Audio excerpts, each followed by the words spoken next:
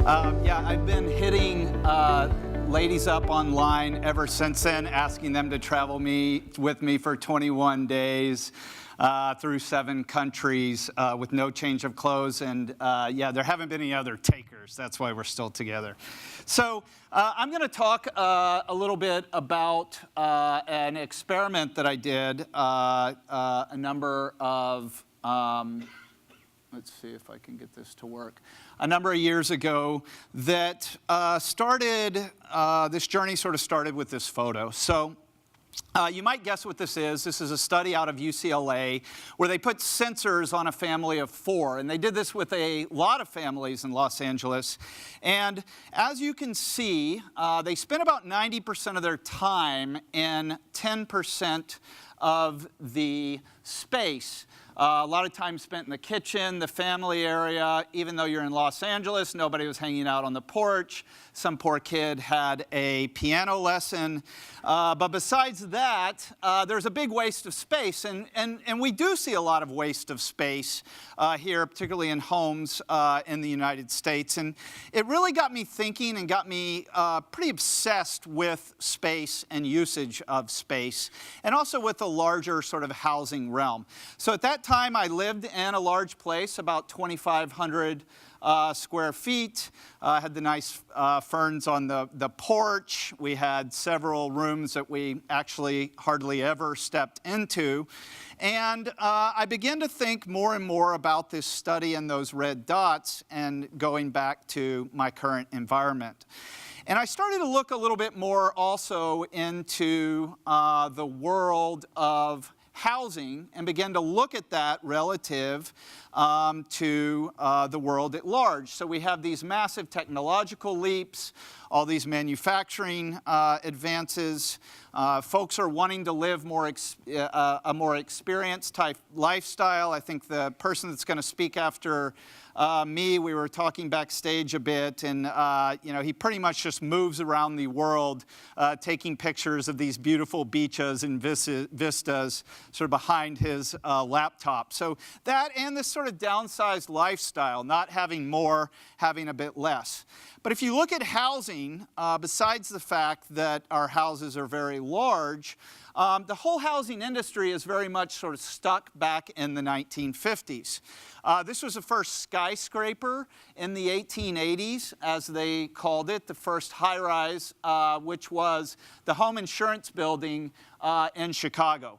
The way the home insurance building was built is very similar to the way we still build buildings, right? Cement, steel, an elevator. There's been some minor changes in things like maybe cement lifts and materials, but not much has changed since the 1880s. I called a professor at the University of Virginia and asked him, he studies innovation in housing, what the largest innovation had been in the last 30 years in the single-family home building area. And his answer was that the biggest piece of innovation was the pre-assembled truss. So that small piece of steel that you see caused massive upheaval amongst the unions and amongst the industry when you could actually deliver. And this is in the 80s, right? Remember, this is like pre-Macintosh kind of days, early 80s. So, what I want to talk about a little bit here today is I, at the time, was an environmental science professor and an assistant dean. I was the furthest away from entrepreneurship and housing that you could possibly be. I studied air quality in West Africa, right? I was one of these academics, how you sort of learn more and more about less and less until you know everything about nothing. And I was almost to that state. I definitely knew nothing about housing or housing technology. So I began to think about this more and more. And I found myself in a Starbucks working on a paper that I'm not kidding, the title of the paper was Intra-Urban Particulate Air Pollution Less than 10 Microns in Diameter and the Implications for Epidemiological Cohort Studies in West Africa. that was the article I was working on. I said, you know, do I really want to be doing this the rest of my life, hanging out at Starbucks, working on these sort of things? I looked out into the parking lot, and I just actually this morning went back through some sort of logs of my journals. And my journal entry from November 22nd, 2011, I was avoiding my family. It was Thanksgiving. So today, while at Starbucks, I conceptualized a dumpster concept, great English, live in food, clothing, shelter for 1 year in a dumpster. So I had literally just looked out into the parking lot and came up with this idea of, you know, maybe the way to sort of learn about this would be living in a dumpster.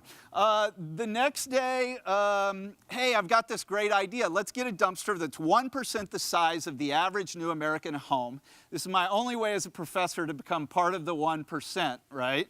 I'm going to live in 1% the space. I'm going to use 1% the water. I'm going to create 1% of the waste, right? That kind of brings it into the whole dumpster metaphor. And then the next day I said, well, wait, I've been thinking about that dumpster thing. The question that I get most often is, so, okay, where do you shower, shave, and do other things? A bit later, a year later, after thinking about this and sort of telling everybody about this, I said, all right, well, if I'm going to move into this dumpster, the first thing I've got to do is trim down some of my possessions. You know, just jam 2,500 square feet of stuff into 33 square feet. So I went on Facebook. I put up a post that, hey, students, here's my address. I made sure that this was after, you know, before final grades had been issued, right? And if you show up at 6 p.m., I'm selling everything in my house for $1 an item. It doesn't matter what it is, right? So this was one corner of the house. This is what it looked like an hour later. They came by and cleaned everything out. And then I, you know, was often asked, like, well, what did you keep? So I kept one backpack of stuff. One of the things I would suggest, best practice, if you're going to throw out and sell everything for $1 in your home, make sure that you keep your grandfather's lederhosen. So next step, get rid of your stuff, right? You've got to go shopping. You've got to find your crib. So I began to look around, went onto the Home Shopping Network, didn't find much there. That was supposed to be a Kickstarter video. Obviously, we didn't get funded. I said, okay, climbing in and out of dumpsters isn't working. I'm going to grab my students, and we're going to go home shopping.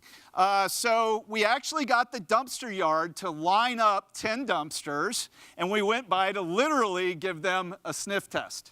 So we crawled in a few. These are a couple of my students. Those were pretty much the faces that they were making for the entire year.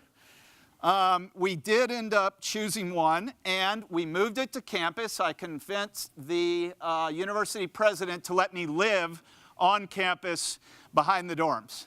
So he was like, Dr. Wilson, have you applied to be perhaps like the creepiest professor in history?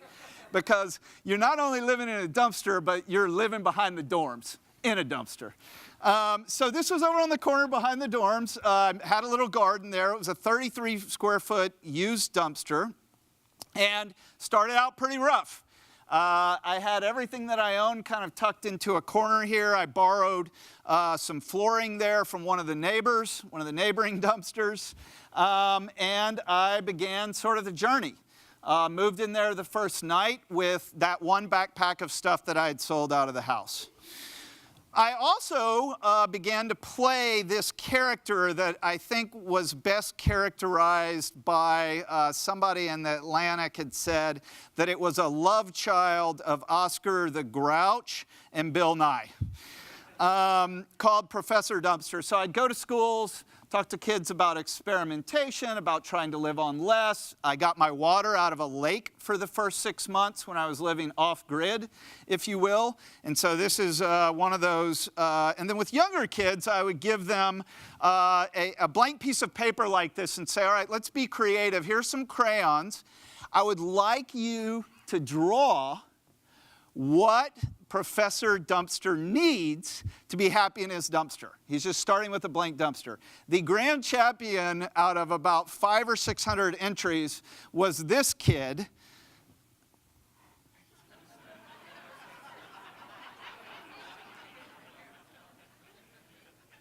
I mean, kudos for the sink, right?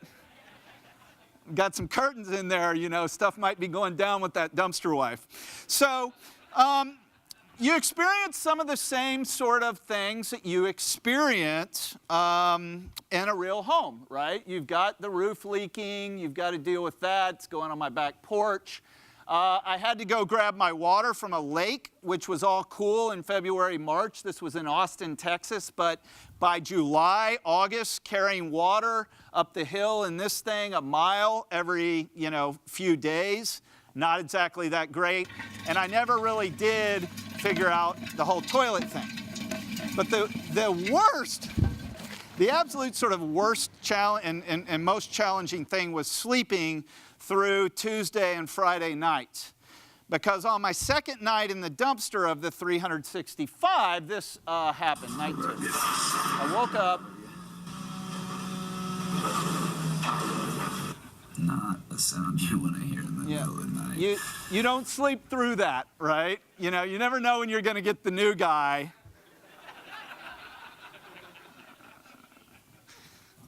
So, you know, you begin to get things down. That sort of fall, I got to where I actually needed some knee surgery. I was too old for that, but I got to where I could sort of enter and exit the dumpster on a fairly efficient sort of basis.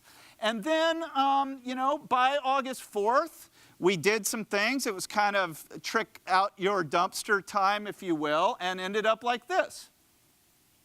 So, ended up in a pretty nice location to where I could actually begin to start thinking about, okay, where is all of this going, right? I'm going to be eternally sort of known as Professor Dumpster on campus and go back to studying air quality in West Africa. And, you know, I thought, okay, you know, what actually happened during this experiment and how can that be applied from an innovative way back to housing? And when you go way smaller like this, there are a lot of things that happen, right? My commute went from 45 minutes to 45 seconds. I spent a lot more time on campus outside of the space. The community in the city really became my living room rather than having a big living room. I really began to own my stuff rather than it owning me, because you've got to be pretty careful when you're in 33 square feet, right? You choose what's important.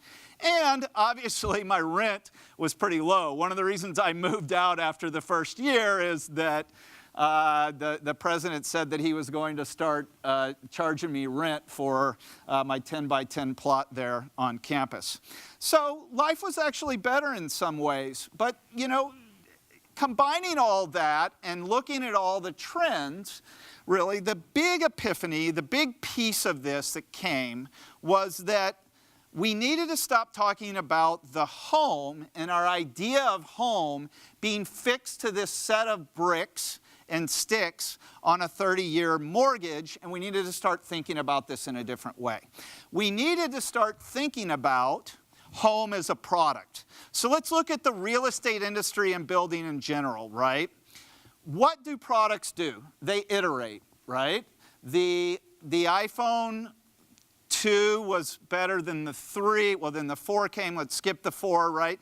You can get more and more out of each iteration. And you don't do this in a home, right? You get marble countertops in 30 years. Houses are built, and even sort of manufactured houses, as they call them, these factories, they'll make a couple or maybe 2,000 homes a year, where there's a Nissan factory in Tennessee that makes over 600,000 homes or 600,000 cars in a year. There's also no global brand when you're talking about one of the largest markets in the world, right? It's kind of crazy. There's not a Nike. There is not an Apple of housing. So let's try to take this product approach to housing there as well. And then when you look at the interior, you're not ever focused on the user, right? These spaces that are our most intimate spaces where we spend most of our time are actually more about interior design than actual user experience. So these are all product types of attributes that have never been applied to housing. So I said, if I'm going to design a product, if I'm going to try this, I need to put my design skills, right, as a person studying air quality and public health to work. And I'm going to do a sort of product design, right, for what this new thing's going to look like. That was my first product design, and that's about as far as I got. Actually, I didn't even end up spelling casita right, which ended up being the name of the company. So rather than using my product design skills, I said, I'm going to go find the best product designer in the country. I started asking around. I find a person that had a few more skills in designing kind of housing as a product. So this is the same guy that some of you may have seen those roof tiles, the solar roof tiles that Elon Musk came out with. The guy that designed those tiles designed the casita. So he's a high caliber sort of product designer that I just went out and cold called and said, look, I want you to make me essentially an iPhone I can live in. Right, the first housing as a product type thing. So what did I do? I showed a few of those drawings to a friend that was a patent attorney that did a lot of work for big Silicon Valley firms. And he said, look, you need to quit your job as a professor in the most stable environment you could ever possibly be in, right? A tenured university professor. And you need to go do this thing that's a little riskier, which is this thing called like startup entrepreneur. So pretty soon I found myself outside of the university office. I moved out of the dumpster, got a desk at WeWork, and we raised some money and built our first prototype that looked like this. We raised a little bit more money to where we could do nicer drawings and then make nicer prototypes. And this is what we came up with. So this is called Casita. They're now at about 370 square feet, and it's the first house as a product. This thing can literally be delivered to your home, to your backyard, and plugged in and be working within 4 hours. Not only all the electricity, all the water, all these sort of things, but it can also, all the technology is also plug and play. So I learned a lot, right, that was directly applicable from my time in the dumpster about dealing with space. Folks that typically walk in these say they feel like 600-700 square feet rather than 350, 400. We do all kinds of things like we figured out a way to hide the bed away where you never actually have to make it. We've got tons of storage sort of throughout, and just the feel of the space is much larger. The dumpster took maybe about 3 hours to paint my whole house with 2 coats. So I experimented a lot when I was in there with different colors, and painting the walls white really does make the space feel a lot larger. We also, from a product perspective, wanted to look at the smart house not as kind of a convenience, like yelling at Alexa, right, to order you a book or turn on the lights or play NPR, to a more holistic experience where all that stuff just kind of worked, right? Rather than having a sort of Garmin GPS and an iPod and a MP3 player and a flip phone and these things tucked in your pockets, one kind of integrated experience. So we built an app that integrates together 6 or 7 different platforms, from your Sonos to your Philips Hue to your Roku, all of those things into one seamless sort of interface, an integrated smart home. So it even kind of looks, you can do different levels of sighting, but it even kind of looks like an iPhone in some ways. And then that innovative piece, another thing that came from the dumpster experiment, is we could pick up the dumpster and move it anywhere. So we would just go kind of drop it places, and we kept it in stealth mode, right? So that folks, if you took the windmill and you took the solar off it and stuff, it just looked like a regular old kind of dumpster. And I came up with the idea of putting Casita in small places like rooftops or backyards, and something else I'm going to mention in a minute, because the Casita, the dumpster at one point, they would not let us put in a city park, right? We said, hey, how about if we put it on that little strip of grass between the sidewalk and the street? And they said, okay, well, there's not really any regulation. I guess you can drop it there. So it got me thinking, right, from that dumpster space again, where are other small spaces in the city? And it turns out all of our urban areas have these little slices of land that are irregular or too small to put a normal kind of development. And we're now working with a developer in New York that's bought 150 of these small plots of land, and none of them can fit more than one casita wide. But he's buying them, you know, at pennies on the dollar. So what's going to happen? We're going to get affordable housing in New York, unsubsidized. Essentially, the developer will make money, and de Blasio will be happy that a few of his 300,000 homes that he's promised under affordability plan will be filled in. So they stack. You go into these small spaces and you stack. This is in San Francisco on the left. You've got a few parking spaces at the front of this garage that's owned by the city. On the right, you've got affordable housing for artists in San Francisco. We also can mix it up. We can add these things, put two together, so you have multiple bedrooms. You can have rooftop decks. You can have a taqueria there. We've even got a design for a small skate park if you happen to want to do that. So we're shipping. We started shipping mid-2017, and we have people, living in them. So, who would have thought all of this that started, 5 years ago or so in a kind of Starbucks parking lot, and this note about living in a dumpster, would end up now a company that's raised tens of millions of dollars, that has more than 30 employees, that Inc. called one of the top startups in the world, along with startups like Hyperloop and SoFi. You just don't know where things are going to go. My dad even actually texted me yesterday. He spent his first night. He has some of the same problems with spelling casita that he had spent his. It was net awesome, as he put it. So I guess closing a bit early here with three things. I think when you're obsessed with an idea, even with no skill in that area, right? We all have these interests, and when it becomes a bit of an obsession, I think rather than just sort of quitting your job, or even worse, doing nothing, right? Designing these small, radical, sort of personal experiments, I think can be very useful. And part of these experiments is a true experimentation. I mean, I moved into the dumpster thinking I would move out a year later, become a professor, and have learned a few things. I think if I would have, all of my friends sort of from the business world as I was living in the dumpster were like, dude, this thing's getting like a lot of press.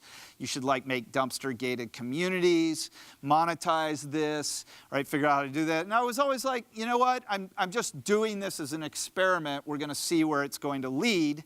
And it eventually led to something that's going to have big impact on the world. I guess the third thing that I'd caution you to do is stay out of Starbucks parking lots. That is all I have. Thank you very much for listening.